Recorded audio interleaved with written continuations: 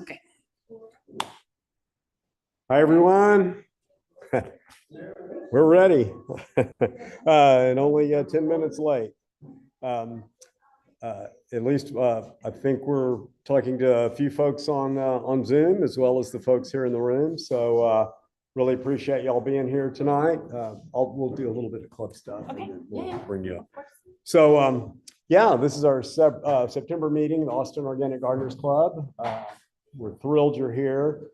Everybody enjoying the cool weather, thinking about your fall gardens, and yeah, me too. That's awesome. It was still in the hundreds this time last year. So this is better knock on some wood here. Yeah, who all here is first time visitors? Okay, Elizabeth. Yeah, okay. Just a couple, but we love to welcome our visitors, hear how you heard about us. If you're comfortable, if you could stand up and tell us, kind of what, if you're not, that's fine, but yeah, just how long you've been gardening, how long you've been in Austin, what brought you here to this meeting, how'd you hear about us? So do you mind, Elizabeth? Do you want to? Okay. My name's Elizabeth, and I've been in Austin about 19 years. And I have a lot of fruit trees, so I don't have vegetables, but I have a lot of fruit trees. Cool. Yeah. Yeah, Elizabeth, the folks online may not have heard that, but Elizabeth has some fruit trees, and she was asking us about a big fruit tree beetle before the meeting started. So hopefully we gave her a little bit of advice on that. Yeah. My name is Wes. I've lived in Austin for 2 years. I'm sorry, could you speak up just a little? My name is Wes. I lived in Austin for 2 years. I'm from the Bahamas. I learned on my uncle. He was based out of Kansas. Wow, okay. Really like garden stuff.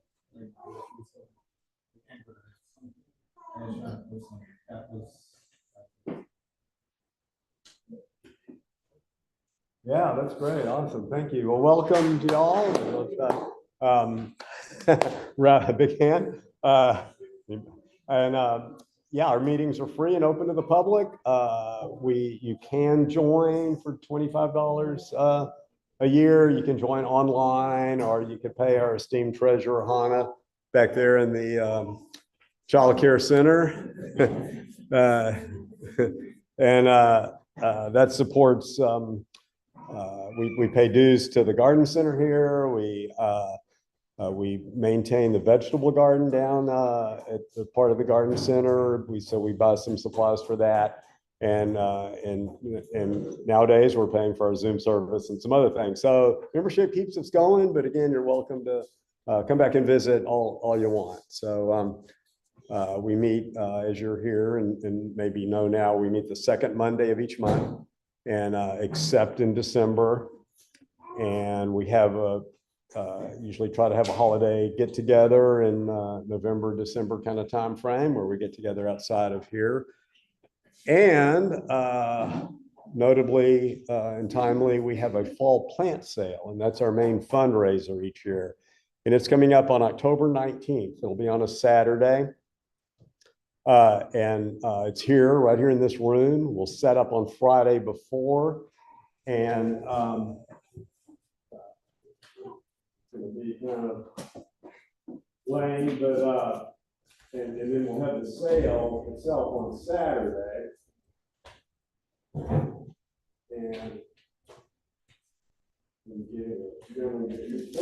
if anyone here might like to volunteer for the sale, we'd love to get your contact information. We'll also be sending out an email. You can get on our email list through our website.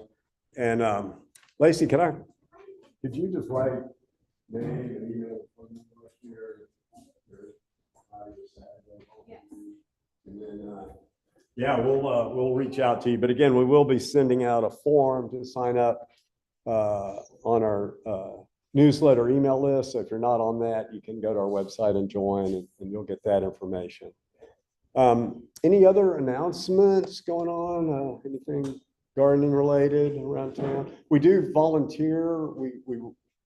We volunteer to help maintain the vegetable garden down by the blacksmith shop here on the grounds, and we meet on most Saturdays.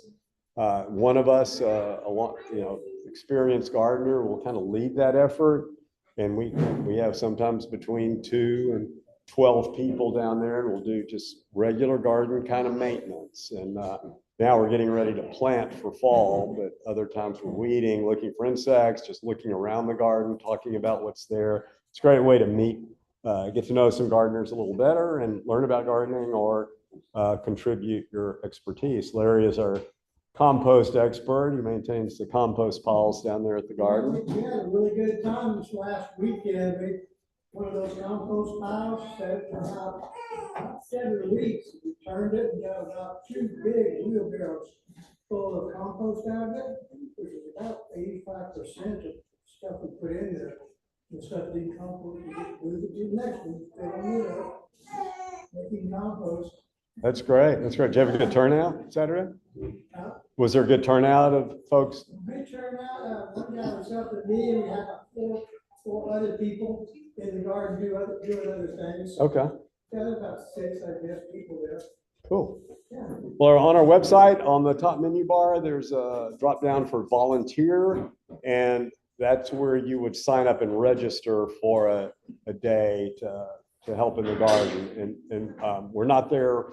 We're there most Saturdays, not every Saturday, but if you register, you'll, then that means we're on for that day unless you get a cancellation notice. But it's, you sign up there, and then it starts at 9:15 and we work till about 11 or so.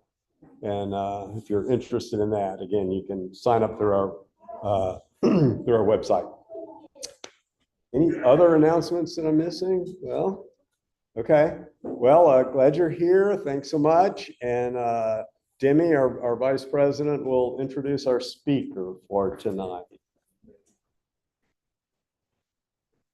Okay. Hi, everybody.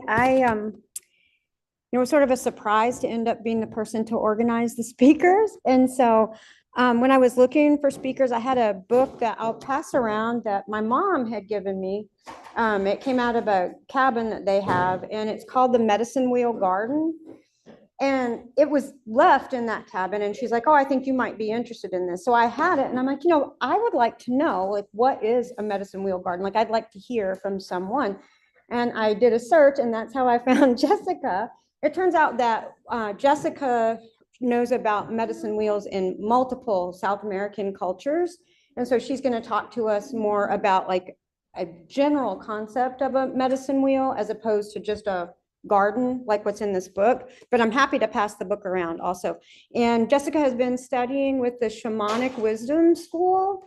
So she's going to talk to us from that perspective on plants and our connection to nature.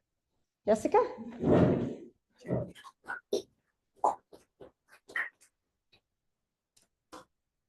Hi, hello everyone. Thank you all so much for being here. Thank you for the invitation for me to share this information with you. It is amazing that you are interested in, gardening and connecting with nature and overall just creating and, blossoming from that seed that you plant and seeing it flourish.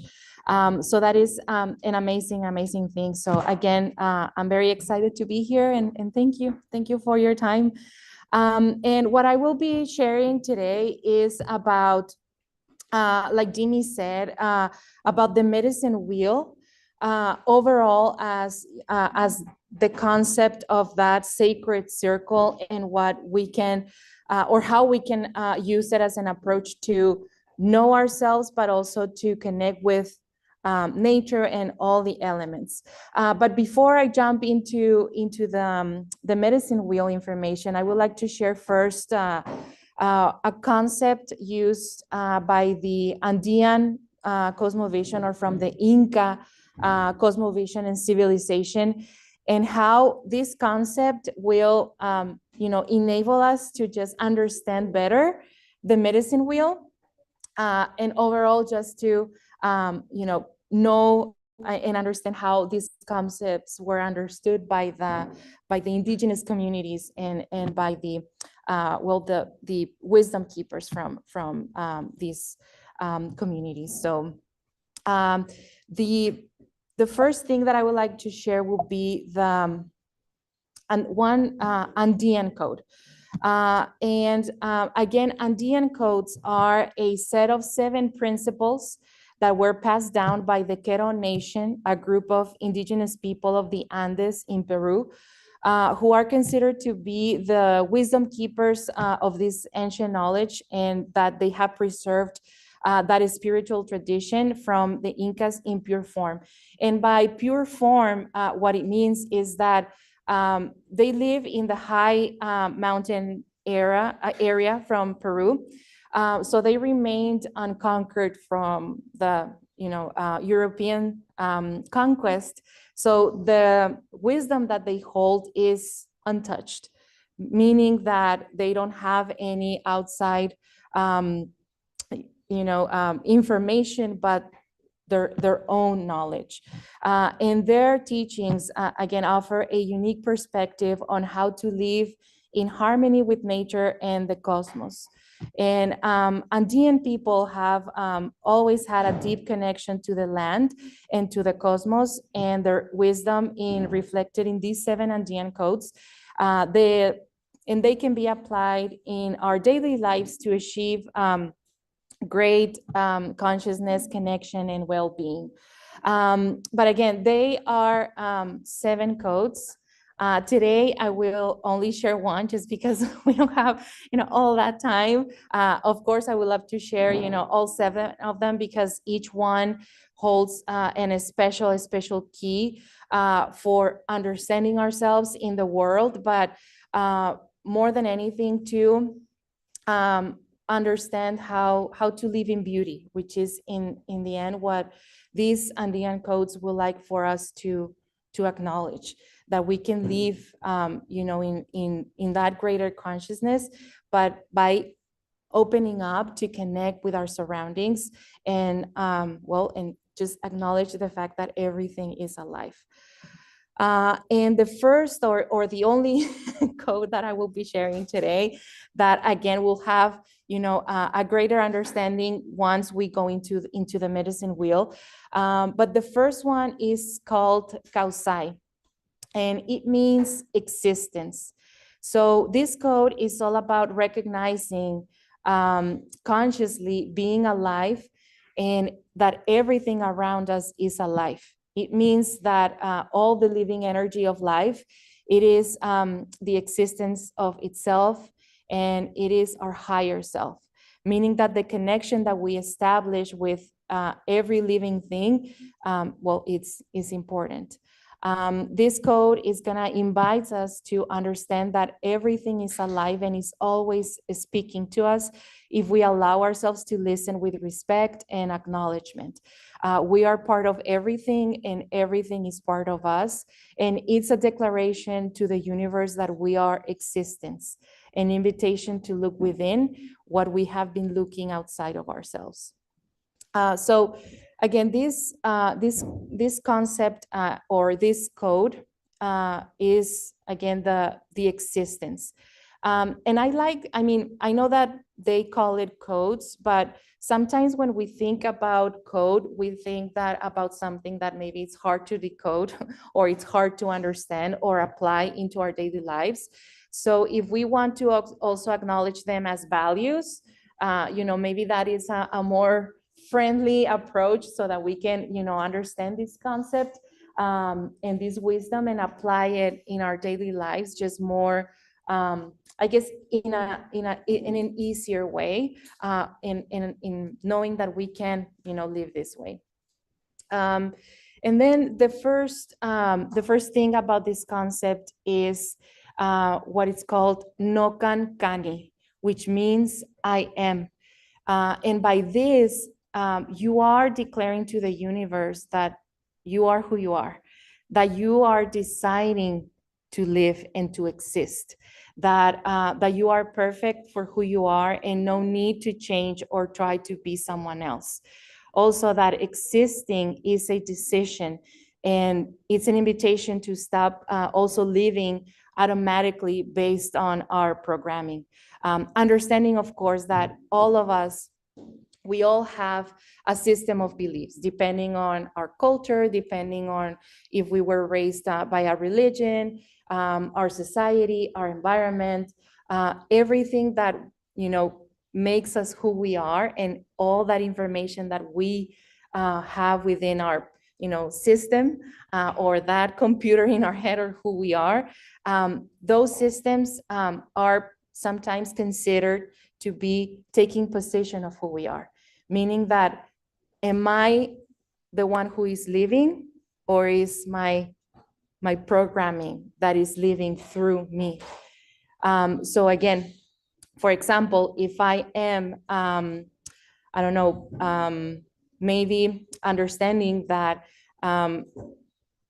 that I am, who I am, and I am making a decision for myself, then I start locating those things that maybe are in my programming, and knowing that they are the ones dictating how I live.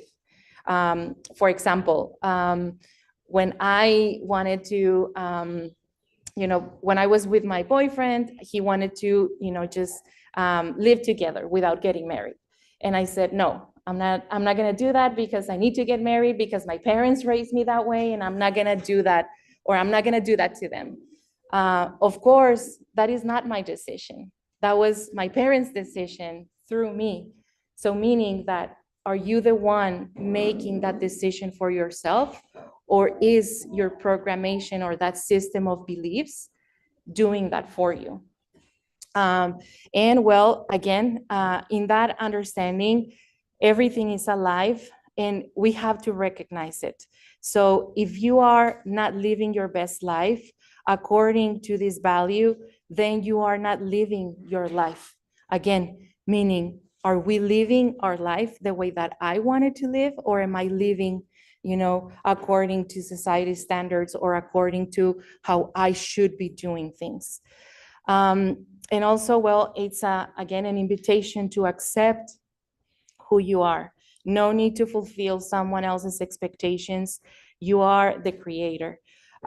You recognize the problem by giving it life, by accepting it.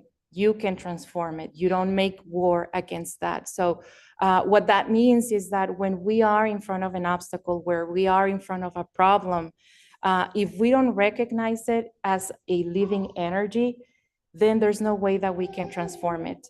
So it's the same, like, for example, with our emotions. If we don't recognize, whatever is in me as living energy, then I cannot transform it. I cannot transform how I'm feeling in the moment, because I don't even know. And if I don't know, then how am I gonna, acknowledge what is happening? How can I give it a name? It doesn't exist. And if I don't acknowledge it, then it doesn't exist. So again, by this value, you start to understand that we have to say hi to everything.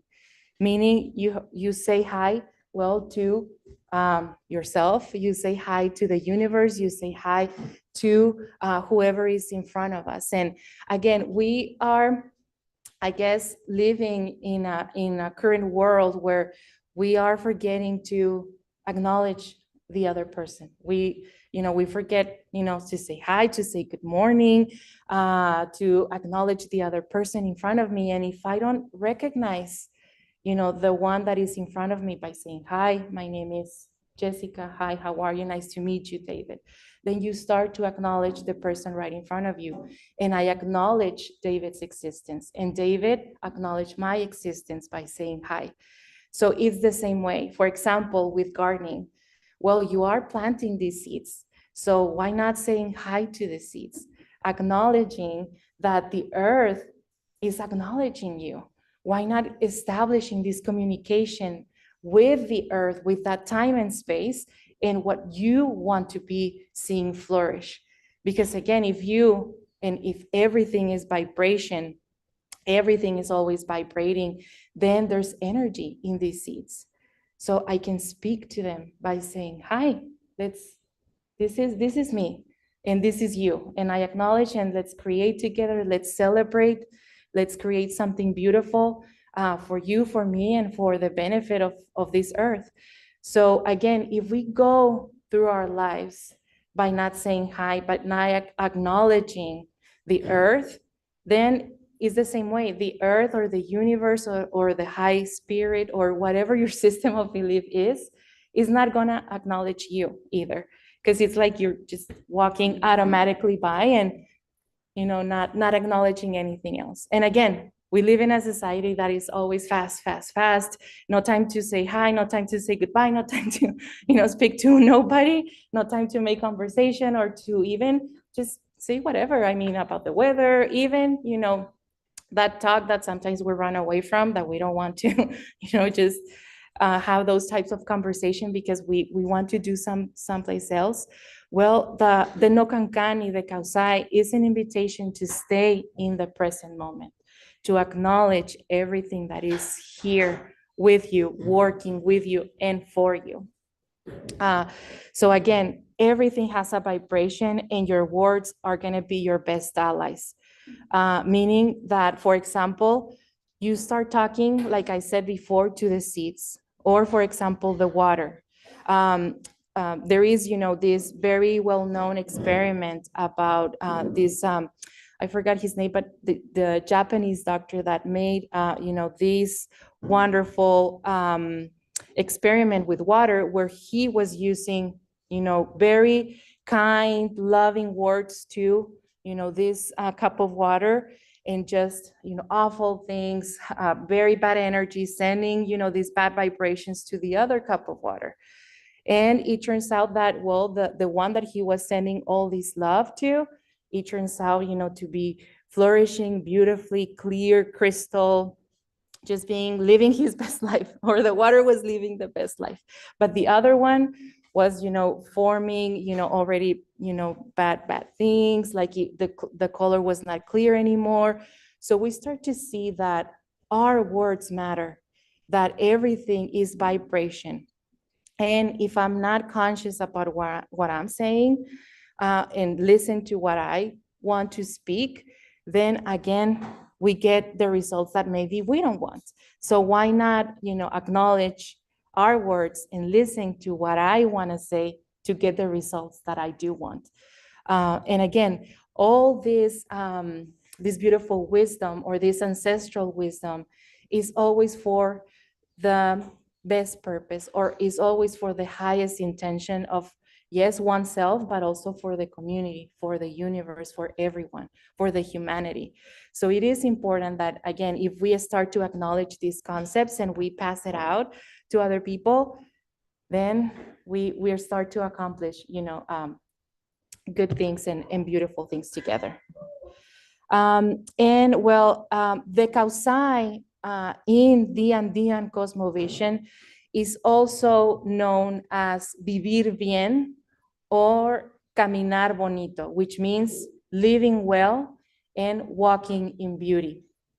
So, for example, they believe that, well, these, or again, they're not rules, but they are like these ways of living or creating this beautiful existence by, first of all, eating well. And again, not just, the food that will nourish ourselves, but also what you are giving to other people. So for example, in gardening, well, you're gonna be, making sure that your seed flourishes. And by that, you need to give, water, you need to be giving, these things that the plant needs in order for it to grow. So in that way, eat well, meaning that the earth and the plants also wanna eat well, meaning that you are gonna offer your best food and with the best of intentions to the earth, so that again, we create that flourishment. And the next one is drinking well. Again, in some of these communities, once they are going to ingest the water, sometimes before drinking it, they pour it on the earth first, meaning that you acknowledge that earth is there and is alive. And you want to acknowledge with honor and respect that you are receiving from the earth. So of course, it's like when a friend comes home. Well, if you are inviting your friend to have a beer or a cup of wine, you're not going to purchase yourself. You're going to also offer some to your friend and maybe first. So in that same way, do the honor and that respect and that acknowledgement to everything around you. And well, the other one is dance. And of course, who doesn't enjoy to dance? And of course, when we are dancing, well, if we are not thinking that maybe we're looking ridiculous and we are maybe, ashamed of the way that we are moving, even if we are not in that headspace, then we are having a great time. And of course, the intention here is that you enter in a state of joy and build a relationship and connection, again, with everything. For them, everything is sacred and everything is spiritual because we start creating that connection with everything. We acknowledge that we are the same. Nothing is above anything. We are all at the same level with every living thing. And if we dance with joy, well, then that is the beauty. That's why we have we see, for example, the Sundance Festival and how they have these beautiful dances because they all, or these, each community connect with dance in a way as an offering, because they know that with moving the body, creating with the body, and offering that to the earth and your environment, again, is going to bring you more blessings and abundance. And the other one is sleeping. Of course, you want to make sure that you get a nice rest, but for them is to sleep before midnight so that you get the energy, or you connect with the energy from 2 days. Meaning, if we go to bed today at 10, you are connecting with this day. And then if you get up tomorrow morning, you are connecting with the energy of tomorrow's morning. So the energy of 2 days. And then work. And for them is, well, for the native indigenous, I love that they say that work is not suffering, as if for us it is, because apparently we are very good in, saying that we hate what we do and, oh my God, work and the traffic and the boss and the people that I don't like, and all these things that we can see in our narrative. But for them, it is, well, working with joy. And for example, if you are going to work a garden, or if you're going to work with plants in creating, more beautiful things for the earth, then that work that you do, again, that brings joy. Remember, whatever you are feeling and vibrating with is gonna be what is received for the earth that you are, creating with. So again, if you're gonna work, then carry it and as an activity with passion and especially with intention. And the other one is meditation. Again, for them is not exactly as we connect with meditation nowadays, where it's, maybe putting your head in a blank space, no thoughts, nothing. But more than that is connecting with the process of introspection and silence. For them, the beauty of silence brings so much wisdom and so many messages, because you're going to be clearing that space or emptying yourself from distractions, from outside sources and information, to connect with yourself and see what is within that you want to acknowledge, that you want to understand, that maybe you want to receive. So again, in one silence and connection, we regain balance and with our environment. And the next one is to think. And again, it is a reflection not only from the rational mind, but from the feeling. And one of the principles tells us that without losing our reason, let us walk the path of the heart. So meaning that we bring these two worlds together. Yes, I don't stop thinking rationally, because of course I want to make intelligent decisions. I don't want to just jump out of a bridge just because my heart tells me to. But if I bring these two worlds together, meaning that I think, but I also invite my heart, invite my intuition, then I bring this integration of myself and of these two worlds. And then, well, is love. And again, the love to be love. and as complementary process and respect of everything that exists and that generates a harmonious relationship. Of course, you wanna, again, do everything with that love, invocating the love with you so that you generate more love with your environment. And listening is not only listening with your ears, it is perceiving feeling, listening to with your whole body and everything, again, that lives and also that speaks. So once you are connecting with the garden, for example, going back to that example, because all of you will connect with that, what an amazing opportunity to listen to what the earth wants to tell you, or what those seeds wants to tell you. Maybe there is a special plant that maybe you keep seeing, I don't know, maybe at your friend's house, or maybe at the TV, or maybe you just read on a book, or maybe something on your phone just popped out and it was about that. So those messages that you keep, connecting with, use them in your favor and not as something that is just, something that it's just a coincidence, or, I'm just imagining it, or not taking it seriously. But again, the Kausai invites us to listen to everything, because once you acknowledge that everything is existence, then you're going to start receiving those messages and listening, because they're going to be giving to you. And the other one is speak well. And just like we said before, with your words and the power that they have, is about, again, the reminder that when we speak well, we create beautiful things. We create our reality with our words. So again, being mindful of that narrative that you are repeating within your life and in your everyday life, and see maybe what words are you keep, repeating yourself. What is that you want to create? Because again, we are not taught to know how to listen to our words, or to know how to ask for the things that we want.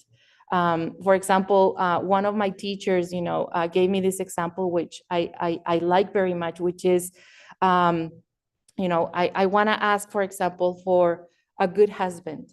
But then suddenly all the men that I meet are married, because I asked for a great husband, not for a great man. So then, of course, they are great husbands, then they're not available because they're good to their wives and they don't want to be with me. So in that same way, let's see what we are asking for and see how we are receiving, because then we are here doing the tantrum because we didn't get what we wanted. But how did we ask?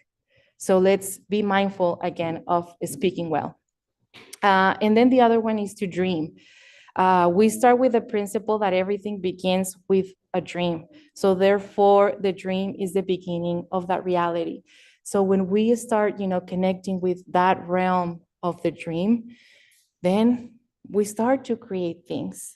Maybe we had, a dream from when we were kids, and then we carry it out today, and we want to make that happen. So again, it's the connection to the dreams, so that we can create that, and that can become a reality in our lives.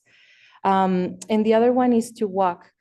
And this one is not necessarily about, walking long distances, or just walking to walk, but walking with purpose, knowing that we are sustained by a bigger universe, knowing that we are sustained by everything. In these communities, they sing to the sun. They take flowers to the creek. They go up to the mountains and create offerings there, because they acknowledge that they are sustained by everything, that everything that we need, the earth gives us. So they acknowledge that, and they walk in this wisdom. That's why all of their wisdom is about caminar bonito, to walk in beauty, meaning that they are acknowledging everything around them, and with honor and respect. So in that same way, create offerings for your garden, for the gardens that you want to create and see flourish. Or not just the garden, but anything in your life that you want to create and you want to see flourish, offer something. And that takes us to the last one, which is reciprocity. And that is to recognize that, the balance in everything. When we give, we receive. So the reciprocity is the perfect balance or that perfect relationship that we create and establish with everything around us. So again, in order to give, we also want to receive, and in order to receive, we want to give our best. And that reciprocity again is the base to see everything flourish. And well, just to before we jump into the medicine wheel, I would like just to make a quick exercise just to invocate that kausai within ourselves. And if you would like, and if you would like to participate in this, I will just invite you to first close your eyes if you can, or if you want to. Just close your eyes and take a deep breath. Inhale and exhale. And then one more time, inhale and exhale. And just feel the present moment. Maybe connect with the sounds of the room, the smells, but just bring yourselves to this moment.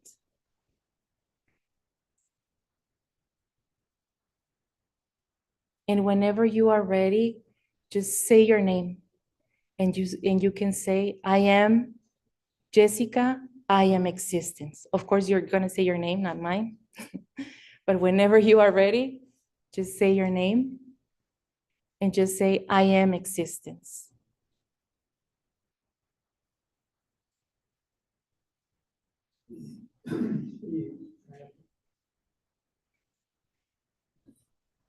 And whenever you're ready, just open your eyes. And one last thing will be just shake hands or just acknowledge the person right next to you, to your right and to your left, and just say hi. Say hi to everything. Just acknowledge the people around you in this room.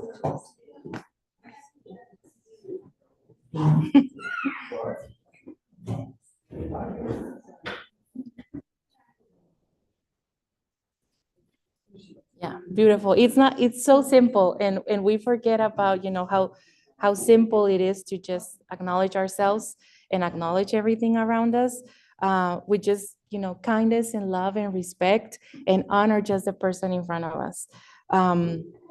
Even if they don't have, or they don't want to, just say hi, even say, and offer them a smile. And again, it's going to be, in your benefit, because again, you're going to be vibrating with that, and you're going to attract that in your life, and you're going to pass that on to other people that maybe they're going to be, oh, that stranger just smiled at me and just made my day.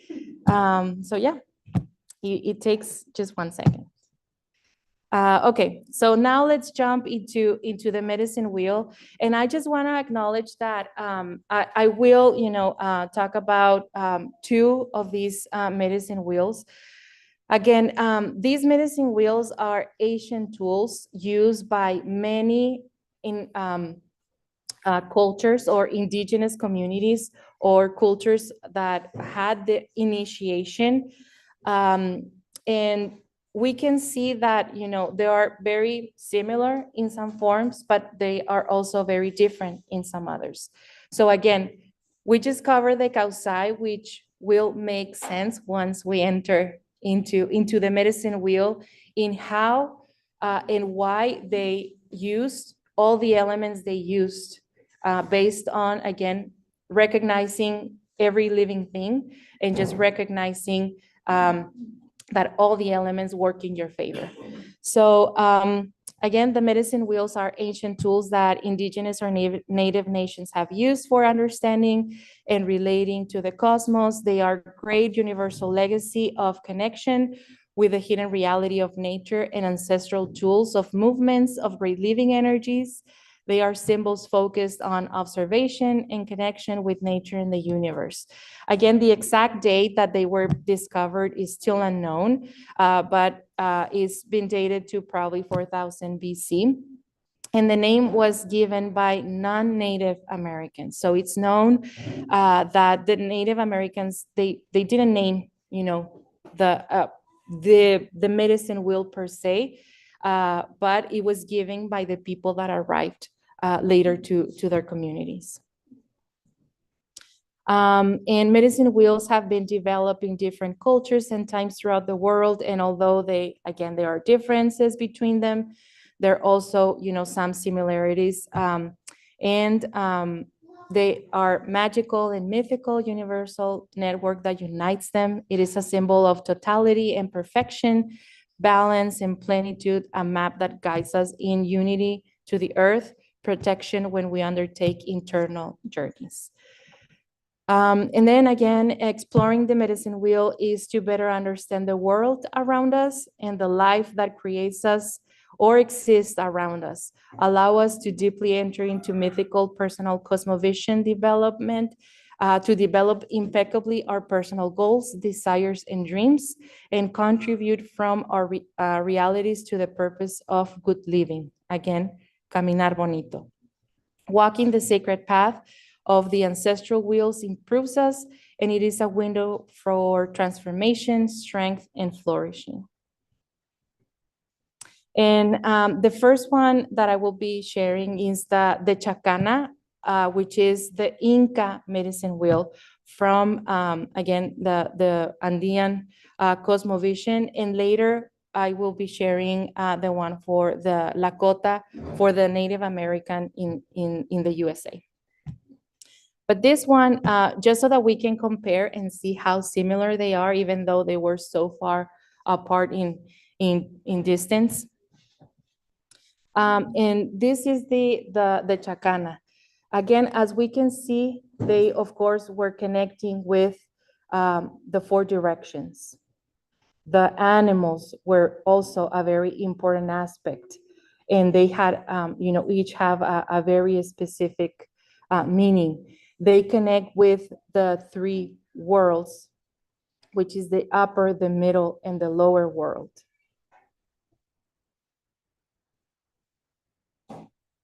And as you can see, well, they have also the colors, they have the directions, and they have also the water, all the elements. And the Chacana is the symbol representative of the Andean cosmovision. It is a word that comes from the Quechua native language, and Chaca means bridge or ladder, and Hanak, which is the world from above, or the superior celestial, which is a result of meaning, well, the bridge that will take us to connect with the divinity or the celestial or the subtle energy. And it's also a symbolic representation of the universe. It collects complementary opposites like masculine and feminine, the moon and the sun, the sky and the earth, up and down, time and space, for elements, for directions, for seasons, the three dimensions, and also the harvest calendar as well as a powerful tool for connecting with the hidden reality and the cosmos. So again, all these wisdom that they hold in their medicine wheels, in the end is to connect with their self. Also, it is represented in their medicine wheel, the connection between the different bodies within the human body, which is the mental, the emotional, the spiritual, and the physical. And now we can see here the Chacana and how it is, divided in different parts. So in the first quarter of the cross, we see that we have the lower world, or the Ukupacha, which is representing the underworld and death. And at the same time, this one will connect to the snake, which is the living underground, or represented to the lower world. Again, in their tradition, the lower world doesn't necessarily mean hell, or like in the Christian, religion, but more than anything, it's that connection to the earth, to the unknown, to that maybe those things that are not shown to us or not manifested or that we cannot see. And then we have the middle world, the Kai Pacha, which is represented the world of the human life. And with this, at the same time, we have the Puma, which is a powerful land animal representing, again, the middle world, meaning our world, this world where we can feel the density of the world, where we have physical things. And then, of course, the upper world, which is the Hanan Pacha. And this includes, of course, the stars, the celestial beings, and the gods, represented by the condor and the upper world in the sky. And then at the bottom, we have, again, some of the values or the codes that, that include the Kausai. The Kausai that we were speaking about in the beginning is representing in the circle in the middle, meaning that from the existence, everything else grows, everything else exists. So then we have the Alin Rurai that speaks about not being lazy or putting your best foot forward to for a good cause, for the cause of the community. And at the same time, it communicates with the Aini, which it means reciprocity. Again, what we were speaking earlier about giving in order to receive. You give your best in order to receive the best.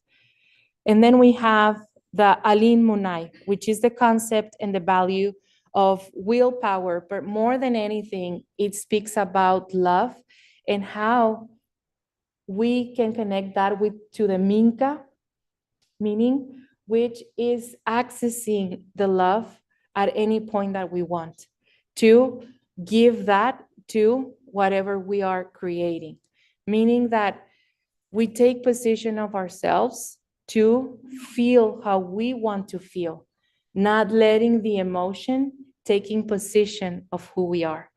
Meaning that if I, for example, have, I don't know, I'm looking for the job of the job that I really want, and it's perfect and everything looks good, and I have, already invocated, I said the words, and I received that invitation to go for the interview.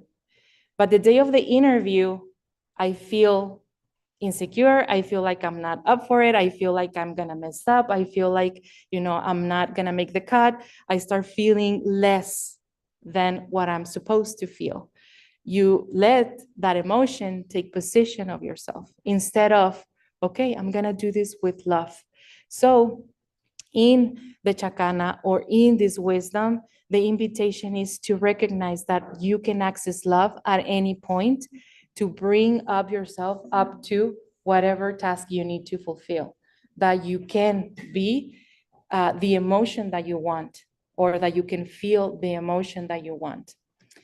And then lastly, the Alin Jachai, which teaches us, also aligns with the Mita, which is the invitation that we learn, that we educate ourselves, that we don't remain ignorant, again, with those messages, with that environment. So if we already acknowledge the living energy of things and they are speaking to us, but we remain, closed-minded and we close our ears and we don't want to hear and we don't want to know, then that is not for the highest good of ourselves and the community and humanity.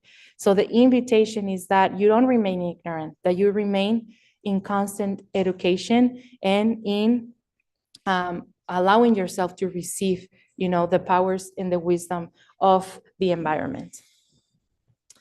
And yeah, that was the Chacana from the Inca civilization.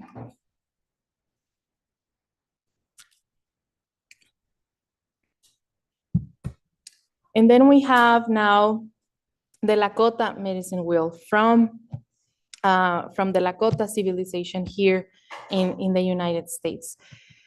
And as we can see, things look very different here. They look very similar different and similar at the same time. Of course, there are different things or different elements in each one, but in the end is that invitation to connect to the directions, to the 4 cycles of life, to the medicine or the sacred plants, their spirit animals, and the elements and the colors. So each color and each direction, they have a different stage that can represent in the stage in our lives.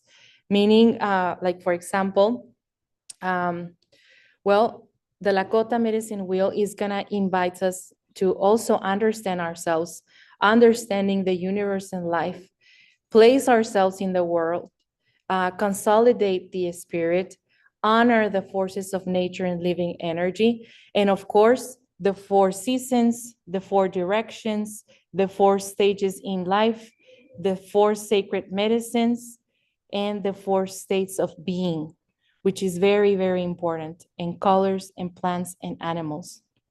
So another thing to acknowledge or that I would like to share with you is that in the medicine wheel or in this sacred circle, also what this ancestral wisdom would like to share with us is that they also believe in time as a circular time, meaning that everything comes back.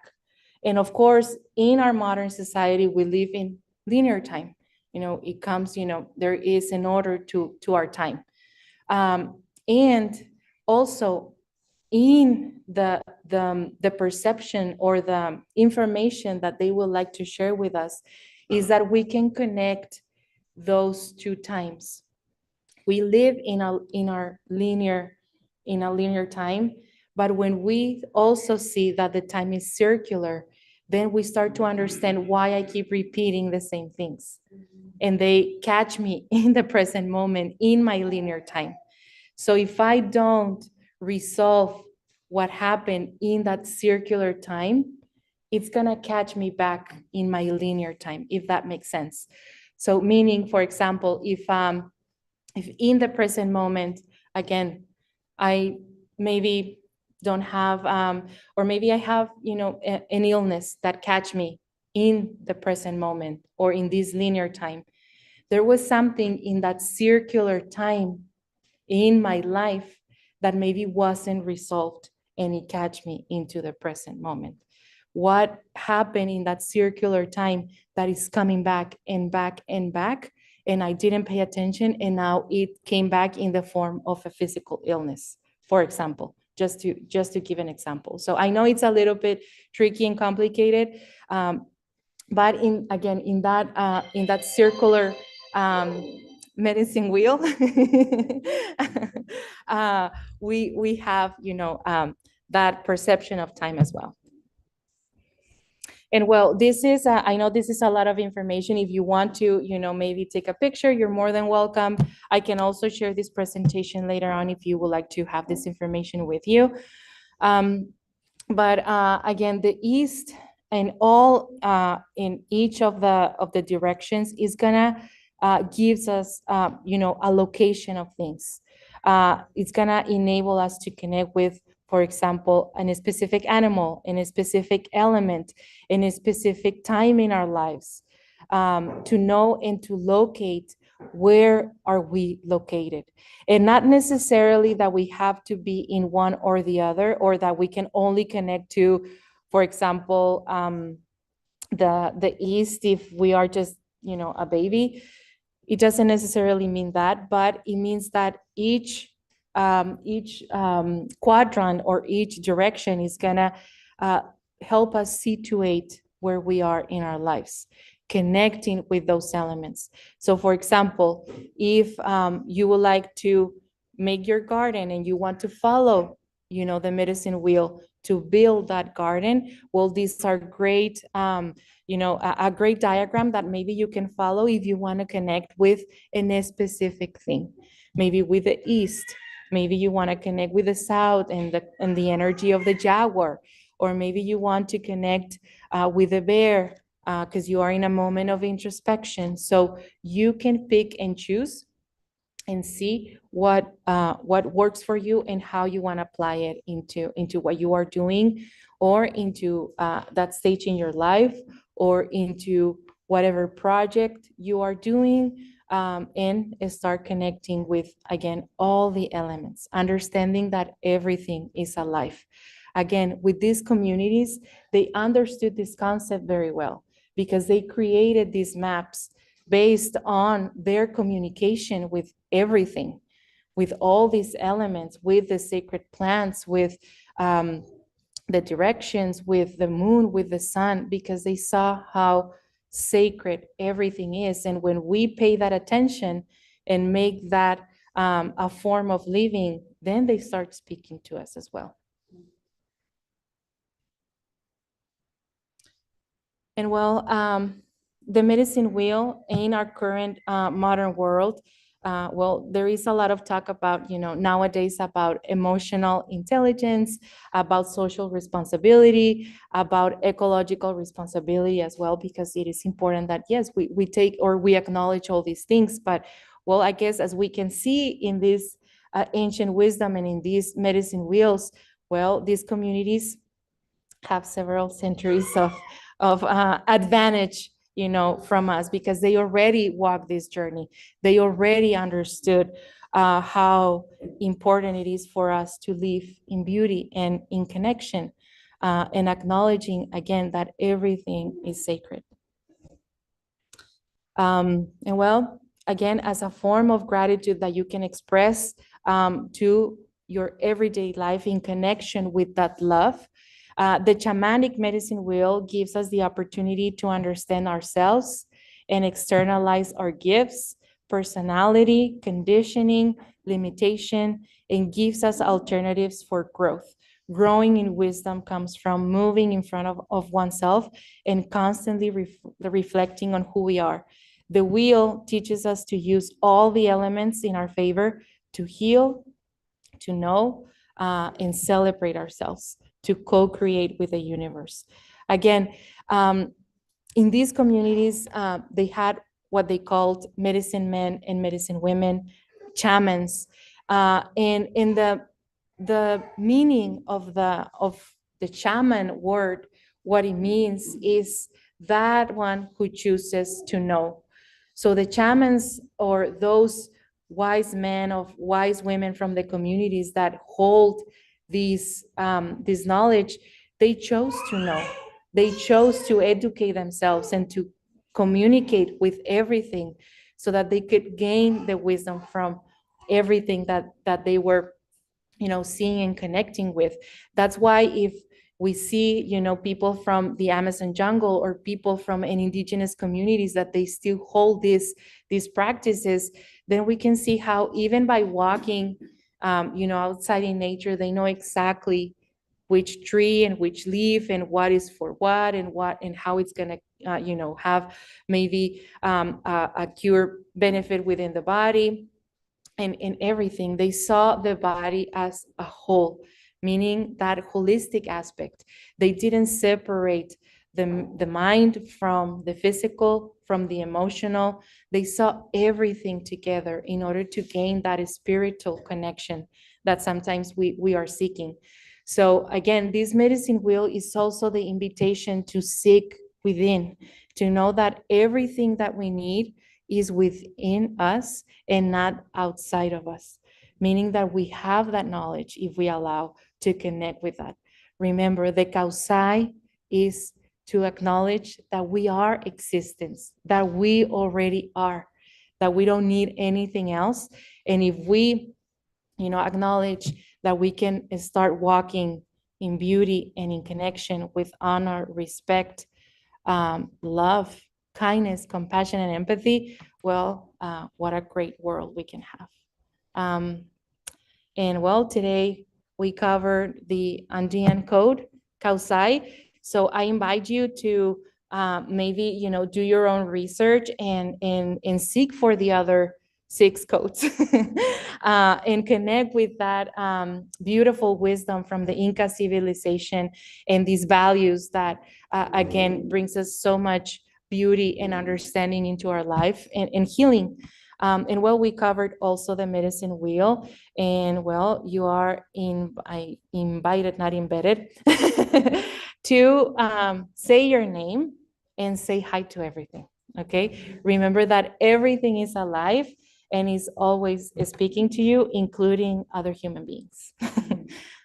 Okay, and that's it. Gracias. Thank you. Thank you so much.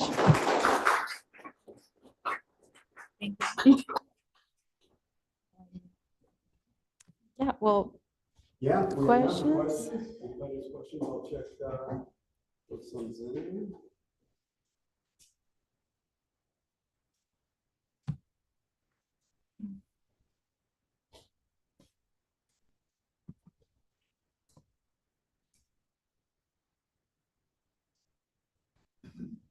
Who are you studying with?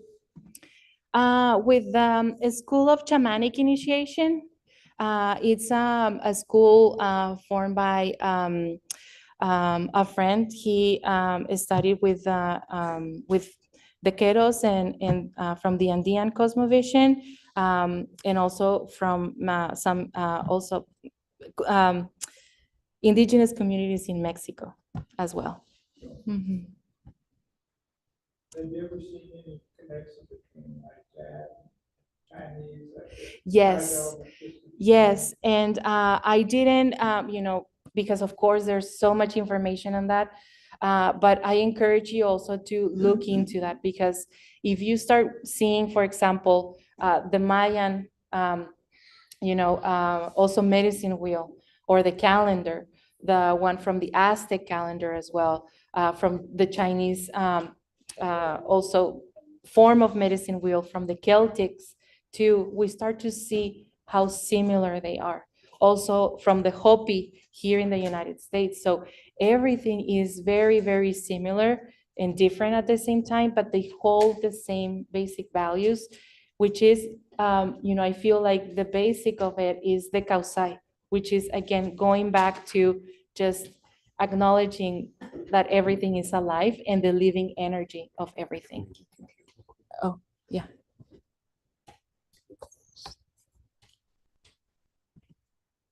Okay, thank you. Yeah, any other questions? We're good? Or did someone ask anything from the chat? No, okay.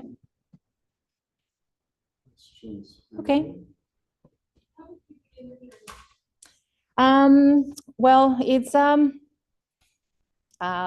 interesting long story, but basically it started with a very strange diagnosis that I received when I was like 17. I had a very, well, no, it was like 19, but I had a very strange form of epilepsy. And the diagnosis was that I had to take medication for life, because they didn't have like a name for what I had, but also they thought that I had to take the medication for life, even though they didn't know the name of the illness. And they said that I couldn't have babies, that I, couldn't drive, all of these things that, of course, as a young adult, you want to be doing. And I started to, of course, take the medication, and I took that path, and, just doing what the doctor was telling me. And with this, I say this with a lot of respect. I'm not saying that, medication is wrong or nothing like that, but at that point in my life, I wanted to seek for a different or a second opinion. So I went with a natural medicine doctor, and she treated me for, a different thing. She gave me, the path to work with more natural medicine, just different plants, different herbs and teas, a diet. And within 6 months, I was just feeling so much better, and I didn't need the medication anymore. I had a baby. So, I drive. So, and I haven't had any seizures in 20 years. So, or no, 20 years, but yeah, almost 20 years. So yeah, it's been, an interesting journey. So that led, that communication with the plants led me to understand and wanting to know more about the shamanic path, which is in the end, again, the one that chooses to know. and just become more interested in knowing more about myself, in treating, different aspects within myself, not just the physical one, but understanding what, why I do the things that I do, about my ancestors and all these things. So yeah, that's what led me here, I guess, if that answers the question. Yeah, thank you. Yes. You mentioned shaman earlier in this thing. Are the groups of people that have this, are shaman generally men, or the women also? Or, It depends on every community. It's very, very different. But there are women as well that hold, the shaman's path. Because again, in some of these communities, where they hold like this, I guess more of intact wisdom, they recognize both energies as important or as equally important. So in order to create whatever you want to create in your life, you need to acknowledge both energies. And of course, they're different from what we, or how we perceive them in our current society, where men do this and women do that. Is more about the energetic components of each one and how important they are to bring creation. And men use their feminine side as much as women use their masculine side to create. So basically, yes, they're women doing this work, because again, if we go back to that intact information and the true meaning of what a shaman is not necessarily what we know right now as that, men with, maybe just, a lot of feathers in the head, but mostly that person that chose to know, that person that chose to educate and communicate and hold the wisdom. So if we choose to, we can all be that, not necessarily that person that is going to tell me how to heal or how to do it, but it's going to guide me into that path, if that makes sense. Yeah, you're welcome. Yes. I just wonder if medicine wheels are something that you go to a Native American tribe or experience, or is it something that you can maybe do in your own garden, in your own? Yes, I mean, the medicine wheel is for everything in your life. And I didn't want to confuse you more with more information, but if you are up for more information, there is this diagram from that is called Pierce diagram. It was made in around the 1800s from this teacher of logic teacher. And he created this diagram based on the medicine wheel. And basically this diagram situate or can locate the self in 4 quadrants. So it's not only for, again, these medicine wheels or these maps have everything that we need if we want to create a garden, or if we want to create something more in that physical aspect, of course. And this diagram is, I feel like it's very well drawn into just getting to know more about oneself. Not that the other medicine wheel doesn't give us that, because if we pay attention, we can also follow where we are situated or located. But that diagram, if you want to look into that, can also, again, is based, or you can see also the similar patterns with each of the medicine wheels from different civilizations. Mm-hmm. Thank you. Pierce, P-I-E-R-C-E. Pierce diagram. You can find it like that, and is a wonderful, wonderful diagram also. Yeah. Well, that's it. Yeah. Okay. Well, thank you. Thank you so much, everyone, for listening, for your time, and again, for the invitation, for everyone that was connected. in the Zoom meeting. Thank you so much for your time and for staying up to this point. Thank you, everyone. And thank you to the wonderful girls that were here today.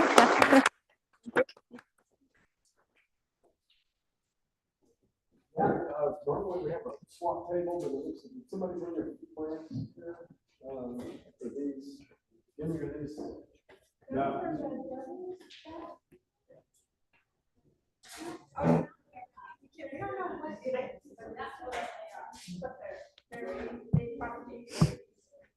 I just pulled those leaves off the plant and put it in water, like, didn't have time to plant.